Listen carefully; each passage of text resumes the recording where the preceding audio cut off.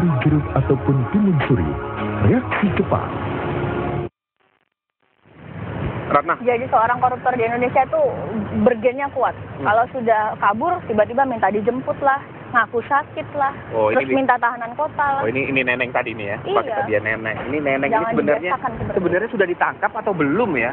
Kok belum ditangkap tapi sudah minta penahanan gitu loh. Udah kompromi, orang udah ditangkap dulu baru bernegosiasi. Iya, Ini pertanyaan belum- hukum kita bisa dikompromikan. Iya. Nah, gitu kita ya. tanya langsung aja sama kuasa hukumnya. Selamat pagi, Pak. Selamat pagi, Pak Jody Mas. Iya, apa kabar?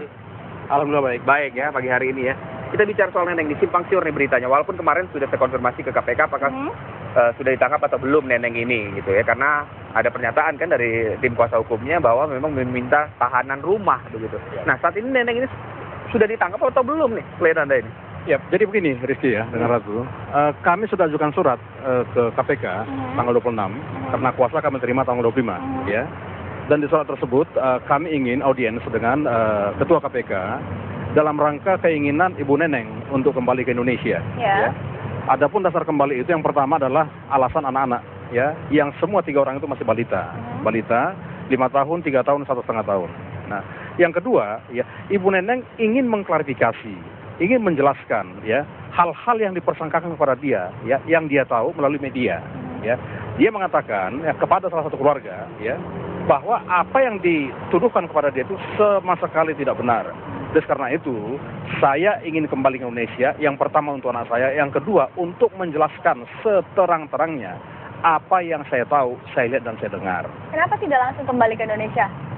Loh, kan sekarang begini ya, Ibu Neneng itu ya tidak mau ya kejadian seperti terjadi terhadap suaminya. Ya, artinya begini, kalau saya kembali ke Indonesia ya dengan tanpa ada satu pegangan bagi saya, maka saya tidak akan bebas memberikan keterangan. Begini Pak Junimat, yang tidak dipahami banyak orang adalah menjadi pertanyaan, kan neneng ini sudah ditetapkan menjadi tersangka, kemudian menjadi buronan pula, kemudian kok bisa-bisanya Ada meminta kompromi, jangan, yang tadi Anda katakan lah, saya nggak mau kalau nggak ditangkap, lo orang buronan kok ya ditangkap, gitu loh Pak Junimat. Begini loh, Nah, gimana? ya. Yang pertama perlu saya sampaikan bahwa Ibu Neneng tidak pernah kabur. Jadi Tidak pernah kabur. Selama ini kan Ibu Neneng mendampingi Pak Nasar. waktu di Kolombia, Cartagena. Ya, mendampingi ya. Oke. Dan tidak kembali setelah Pak Nasar itu ya ditangkap di Cartagena. Ya, itu satu. Yang kedua, pada waktu itu status Neneng kan bukan jadi saksi, tersangka tidak. Betul. Tidak ada. Oke. Ya kan, ini kan kucuk-kucuk menjadi DPO. Tanpa pernah diperiksa, orang bisa menjadi DPO. Ya, tapi kami tidak permasalahkan itu. Ya, kami hanya mengatakan klarifikasi bahwa Ibu Neneng itu tidak pernah melarikan diri. Tidak pernah melarikan diri. Ya, satu. Kedua, satu hal yang harus diketahui bahwa Ibu Neneng tidak mau ya posisi dia ya sama seperti posisi Pak Nasar sewaktu ya diperiksa di KPK. Ya, Pak Nasar mengatakan beliau tidak bebas dan beliau tertekan di dalam memberikan keterangan. Itu saja alasannya.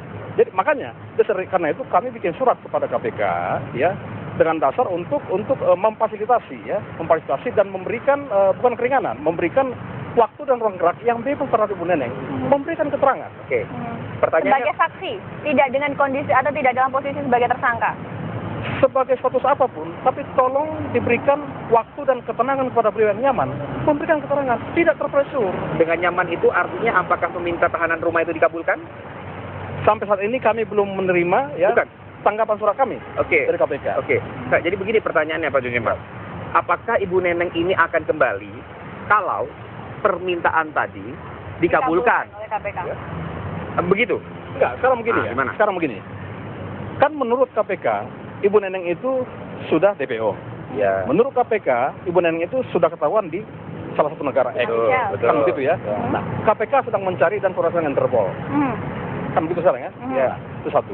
Yang kedua, sementara di sisi lain, Ibu Neneng itu berkeinginan untuk kembali ke Indonesia. Oke. Gitu loh. Dalam keadaan yang tidak tertekan. Oke. Dalam keadaan yang nyaman. Oke. Untuk memberikan keterangan. Kalau sekarang Bang supaya Junimat, kalau semua akhirnya tersangka korupsi akhirnya selalu mengatakan bahwa saya tidak ingin tertekan, kemudian saya ingin dijemput, kemudian saya jangan dijadikan tersangka dan berbagai macam hal lainnya. Bagaimana dengan hukum di Indonesia? Begini loh, Akhirnya ya. bisa dikompromikan seperti itu. Enggak. Bu Neneng tidak mengatakan, dan kita juga tidak mengatakan, tidak boleh jadi saksi tersangka, tidak. Oke. Tolong berikan waktu dan ruang gerak yang nyaman kepada seseorang. Ini kan hak Tolong asasi dong, juga. Eksplisitnya kayak apa sih? Ruang gerak yang nyaman itu tuh seperti kayak apa? Ya, begini, sebagai contoh, Ya.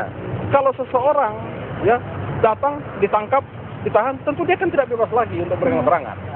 Kan begitu sekarang ya. Nah, yang kita mau, tolong berikan waktu dan ruang gerak yang nyaman kepada beliau, memberikan keterangan. Kalau dalam proses ya penyidikan di KPK, ternyata KPK mempunyai bukti yang betul-betul bukti, silakan proses secara hukum. Itu maksud kita. Kita Berarti tidak Anda menghalangi. mengatakan Kita selama ini mendukung KPK tidak penegakan ada hukum. bukti kuat Ya. untuk menjadikan Neneng sebagai Beliau kan tersangka. belum pernah diperiksa. Hanya keterangan Timas. Gitu loh, Pak Timas Ginting. Nah, Ya, Dan tapi belum katanya pasti didukung dengan beberapa alat bukti lain, terima kasih Bang. justru itu, kalau KPK punya bukti pendukung lain, berikanlah waktu kepada Ibu Neneng untuk memberikan keterangan secara bebas. Oke, Pak Junimat Ratna, ada yang mau ikutan gabung dalam perbincangan ini? Penelpon. Selamat Pak pagi, Priyono. Pak Priyono. Halo, selamat pagi TV One. Langsung Pak Priyono. Saya tanggapi aja begini. Saya orang kecil, rakyat kecil. Tanggapannya sederhana saja. Kalau sampai KPK mengabulkan permintaan Bu Neneng, banci sifatnya. Bu Neneng sudah ditetapkan sebagai tersangka dan sebagai buronan. Kalau sampai KPK berkompromi, artinya mengampuni Bu Neneng, percuma saja ada KPK. Itu saja. Terima kasih TV One. Terima kasih Pak Priyono. Baik. Salah satu masyarakat yang menjadi pertanyaan. Dan besar kelihatan tadi juga kan. tidak sedikit yang Ya, berkomentar ya. seperti itu Bang. Oke, Pak Priyono. Begini Pak Priyono ya. Ada istilah justice ya, kolaborator. Ada istilah whistleblower. Oke. Ya kan? Apakah itu dimungkinkan? Kan begitu sekarang kan? Hal ini juga ya hampir sama dengan kualitasnya. Ya, kita hanya meminta tolong kasih ruang gerak yang nyaman kepada Ibu Neneng di dalam memberikan keterangan. Itu saja. Sekarang- Dalam proses penyidikan nanti, kalau KPK memang betul-betul sudah punya bukti yang akurat dan cukup, silakan Pak diproses. Junimat, sekali lagi pertanyaan saya pertama tadi di awal tadi. Benarkah Neneng sudah dijemput KPK? Sudah ditangkap? Sampai saat ini kami tidak tahu. Sampai Dari saat KPK ini yang tahu. putus hubungan dengan Neneng atau Anda tidak pernah melakukan kontak lagi dengan Tidak klien pernah. Anda? Kami Oke. tidak pernah kontak dengan Ibu Neneng. Baik. Ibu Neneng hanya kontak dengan salah satu keluarga. Baik. Ruang gerak yang nyaman seperti sudah disediakan oleh KPK, sangat nyaman, yaitu ruangan tahanan KPK. Enji terbukti ya, bisa di sana menerimanya. Begini ya, seseorang yang ditahan ya di dalam gedung emas pun akan merasa tidak nyaman. Oh betul, tapi jangan berbuat salah, makanya kalau kamu ditahan. Orang berbuat salah kalau sudah diputus dan inkrah oleh pengadilan. Oh betul, tapi kan ada proses. Salah satunya ada di proses sebagai penyidikan. tersangka Justru juga. karena Mana, Pak itu, Junimat? justru karena itu, dalam proses ini berikanlah kenyamanan kepada beliau untuk memberikan keterangan. Nah, kalau dalam proses penyidikan ini KPK sudah merasa cukup bukti, silakan diproses lebih lanjut. Boleh lah. Tidak ada masalah. Cobanya ini boleh lah, walaupun belum pernah ada begini ya, menjadi KPK mengabulkan seperti ini ya. Ya, KPK kompromi. juga bukan KPK, hukum juga tidak kaku. Baik, terima kasih Pak Junimar. Terima kasih Pak Junimar. Pak Junimar, ngomong-ngomong punya senjata api nggak? Enggak, ini lagi marah. Serius nih, Punya senjata api lagi nggak? nggak? Saya ada nggak? dulu punya senjata api. Punya senjata Sekarang? api. Ya. Sekarang? Sudah tidak bisa berpanjang. Oh, udah perpanjang. Baik. Kenapa Bang Junimar putus senjata Penasaran. api? Ya, dulu ya memang diharuskan ya bagi kami ya. Karena situasi dan kondisi pada waktu itu. Karena profesi. Kalau sekarang Karena sudah profesi. lagi. Oke, baik. Kita nanti akan membahas pemirsa tentang maraknya keberadaan Penggunaan. atau kepemilikan senjata api, penggunaan senjata api yang sekarang selalu marak akhirnya untuk menakut-nakuti masyarakat Ya. umum. Dan akhirnya terjadi tindak kriminal. Salah satu adalah TNI Koboi di Palmerah. Kita akan membahasnya usai jeda pariwara berikut, tetap bersama kami. Dua.